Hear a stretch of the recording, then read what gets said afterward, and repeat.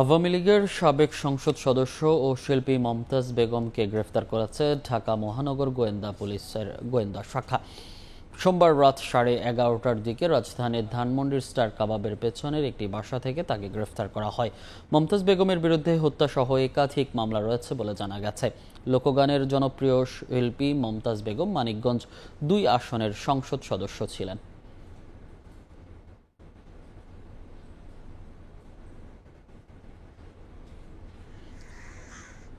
এ নিয়ে আরও জানাতে মিন্টো রোডের ঢাকা মহানগর পুলিশের ডিবি কার্যালয়ের সামনে আছেন সহকর্মী শফিক মুন্সি।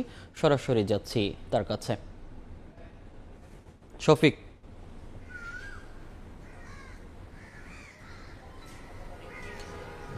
পতিত আওয়ামী সরকারের সাবেক সংসদ সদস্য মমতাজ বেগমকে রাত 11:30টার দিকে ধানমন্ডির যে স্টার কাবাব আছে তার পেছনের একটি ভবন থেকে আইনশৃঙ্খলা রক্ষাকারী বাহিনী গ্রেপ্তার করেছে বলেই ডিবি কার্যালয়ের একাধিক ঊর্ধ্বতন কর্মকর্তা আমাদের বিষয়টি নিশ্চিত করেছেন। মমতাজ বেগম কিন্তু ঢাকার মানিকগঞ্জ 2 আসনের সংসদ সদস্য ছিলেন এবং সেখানকার সিংগাইর উপজেলার যে উপজেলা আওয়ামী লীগের সভাপতির দায়িত্বে তিনি দীর্ঘদিন ছিলেন। তার বিরুদ্ধে হত্যা মামলা সহ একাধিক মামলা রয়েছে বলে আমাদেরকে জানানো হয়েছে এবং আগামীকালকে তাকে আদালতে ওঠানো হবে এবং সেখানে পুলিশ তার যে মামলাগুলো আছে তার প্রেক্ষিতে রিমান্ড আবেদন করবে বলেই আমরা জেনেছি। আমরা যেটা জানতে পেরেছি যে 2009 সাল থেকে কিন্তু তিনি আওয়ামী লীগের রাজনীতিতে বেশ সক্রিয় ভূমিকায় ছিলেন এবং তিনি নবম যে জাতীয় সংসদ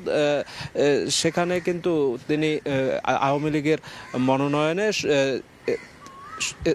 তিনি নারী যে সংরক্ষিত আসন আছে সেখানে তিনি সংসদ সদস্যের পদ পান এবং পরবর্তী এই 2 নির্বাচনে তিনি কিন্তু মানিকগঞ্জ 2 আসন থেকে আওয়ামী লীগের মনোনয়নে ভোটে নির্বাচিত হন। সর্বশেষ যে জাতীয় নির্বাচনটি সেখানে কিন্তু তিনি নিজ দলের স্বতন্ত্র প্রার্থীর কাছে পরাজিত হন বলে আমরা জেনেছি এবং তিনি কিন্তু সংসদে সাবেক যে প্রধানমন্ত্রী শেখ হাসিনার জন্য বিভিন্ন গান গেয়ে আসলে নানা সময় আলোচনা সমালোচনার জন্ম দিয়েছিলেন এবং তিনি কিন্তু এই জুলাই অভ্যুত্থানে শিক্ষার্থীদের ওপর হামলা এবং হত্যার একাধিক যে মামলা আছে সেই মামলায় দোষী হিসেবে অভিযুক্ত আছে এবং তার ব্যাপারে যথাযথ আসলে আইনি প্রক্রিয়া আগামীকাল রিমান্ড নেওয়া হবে বলে আমরা সর্বশেষ জেনেছি।